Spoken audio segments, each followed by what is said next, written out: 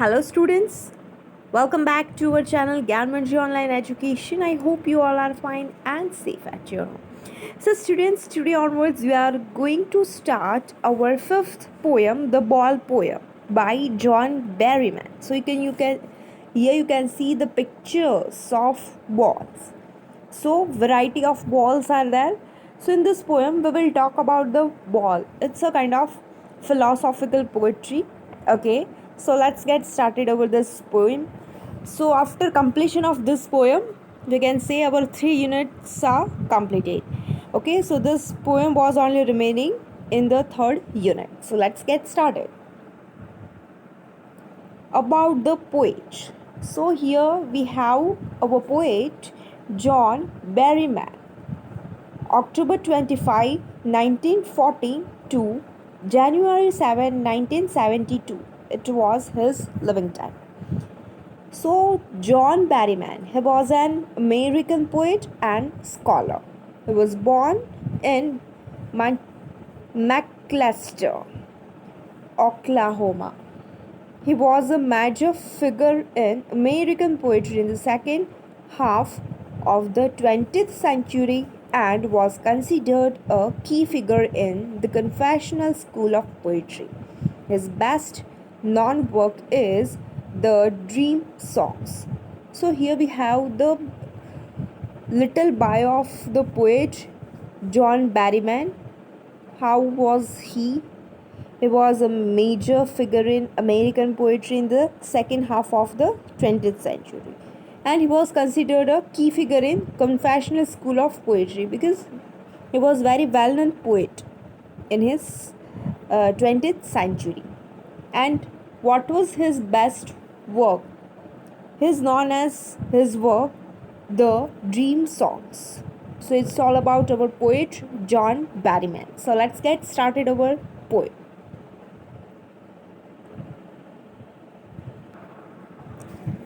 So here, what is the boy now who has lost his ball?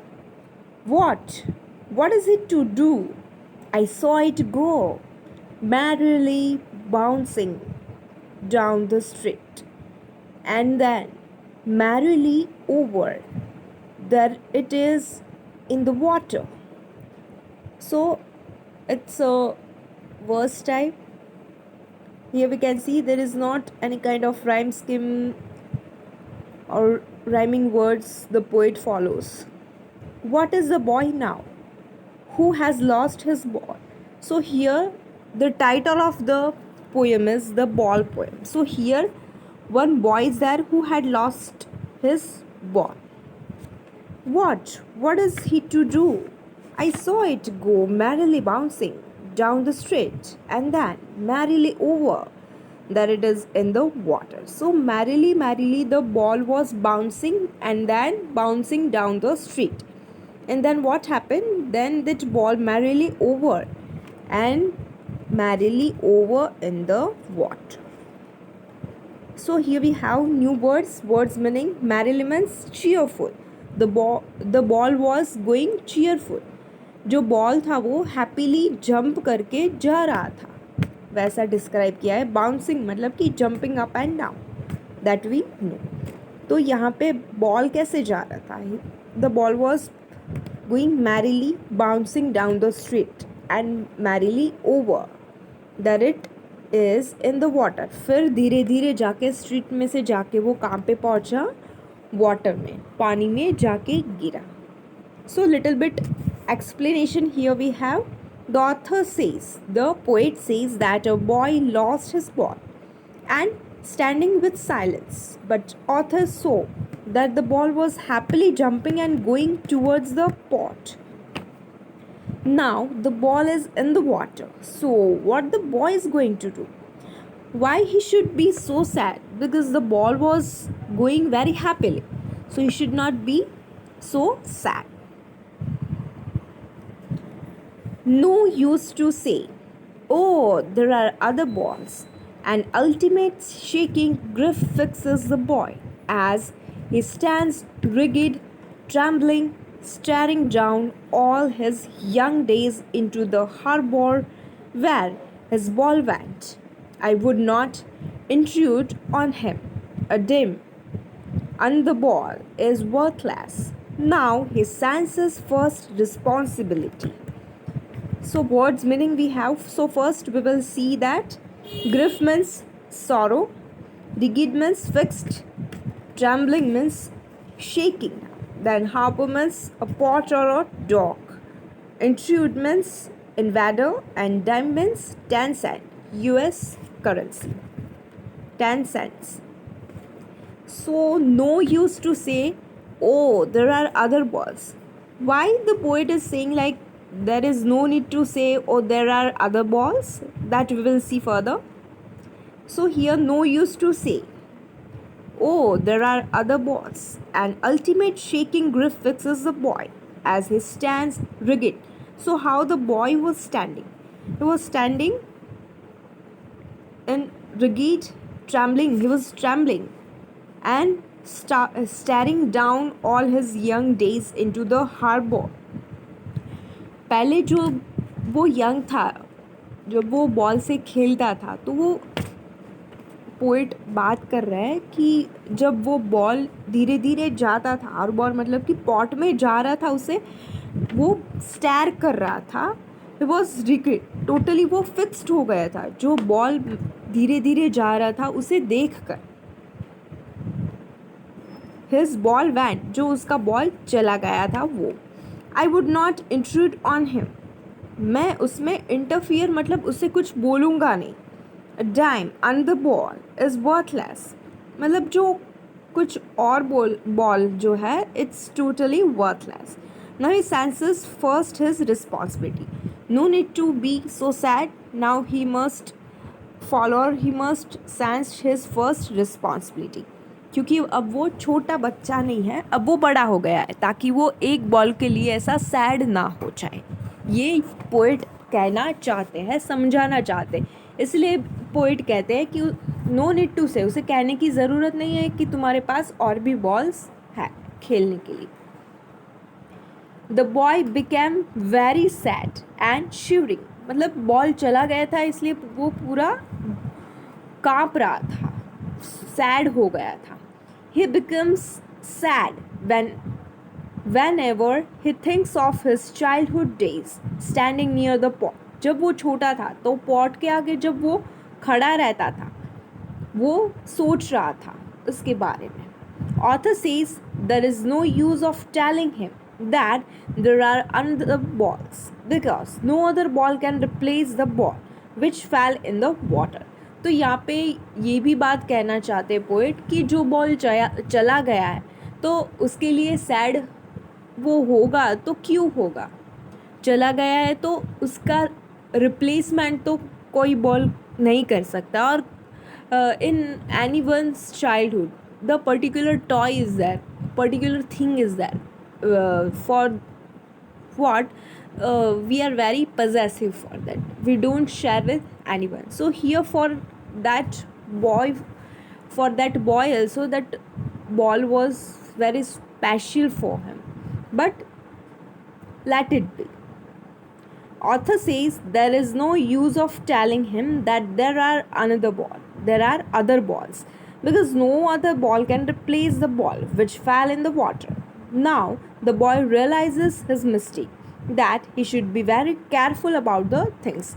उसे जाने दिया, वो उसे नहीं जाने देना चाहता था, या फिर अगर चला गया है तो दूसरी बार वो मिस्टेक में से उसे सीखना पड़ेगा, वो पोइट कहना चाहते थे.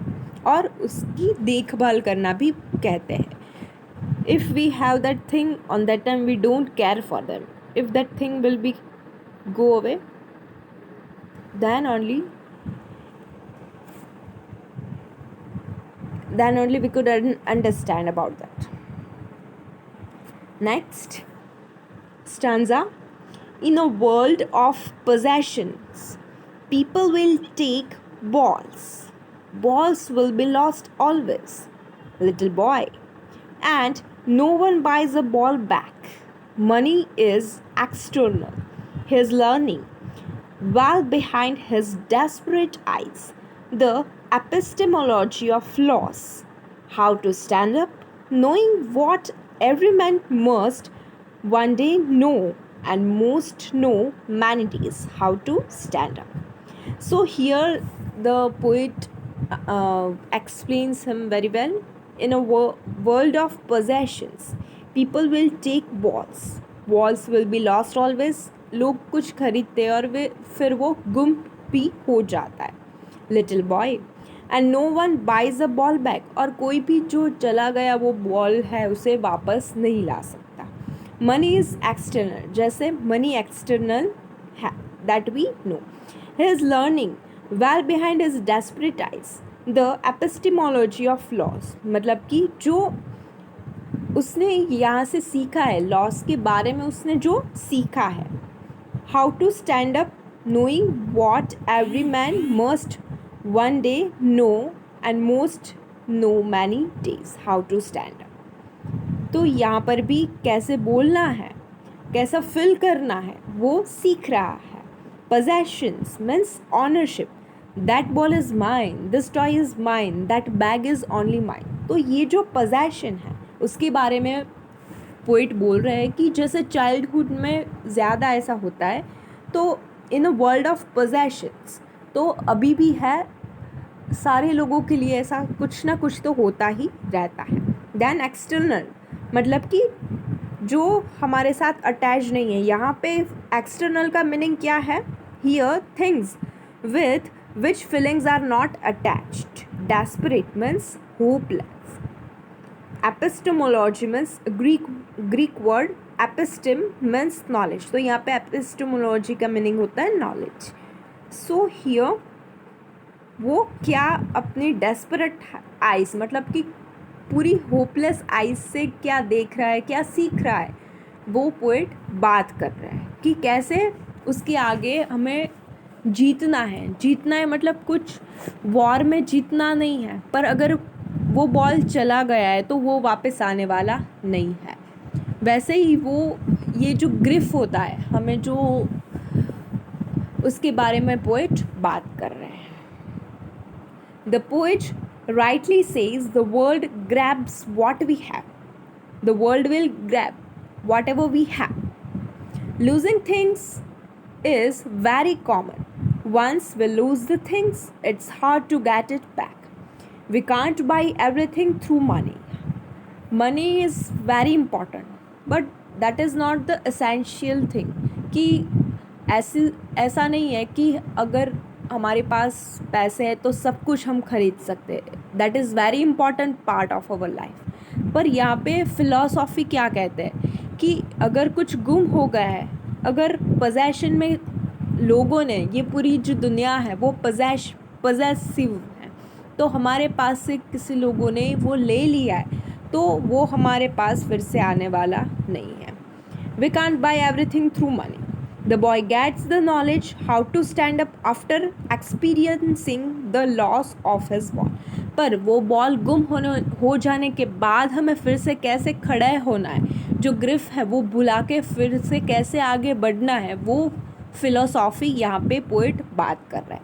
And every man must know how to stand up in difficult situation. तो यहाँ पे बहुत अच्छी बात की है कि कुछ भी ऐसी सिचुएशन में से अगर हम गुजरे हैं तो उसमें से कैसे खड़े होना है, वापस खड़े होना है. तो हार नहीं मानकर, अगर कुछ गुम हो गई है, कुछ ऐसा हुआ है, तो फिर से कैसे खड़े होना है. That the poet wants to say, that the poet wants to convey with us, that how to stand behind our, और how to stand in front of our situation को भाग के नहीं, उसका सामना कैसे करते हैं वो सिखाना चाहते हैं यहाँ पे. So it's very beautiful poem. It's all about the philosophical poetry we have. So in this poem there is no any rhyme scheme. The poet is not following any particular rhyme scheme. Okay, and it's all about the verse poem. So students, here we are going to end up our this poetry as well as all about this poem. So if you find any difficulties regarding this, you are free to ask me. So tell me another thing. this poem is completed. So in your homework you have to write down all new words that we have discussed today and write down the question answers in the page number 47 in your textbook. Okay, so it's all about today. Bye everyone and have a nice day.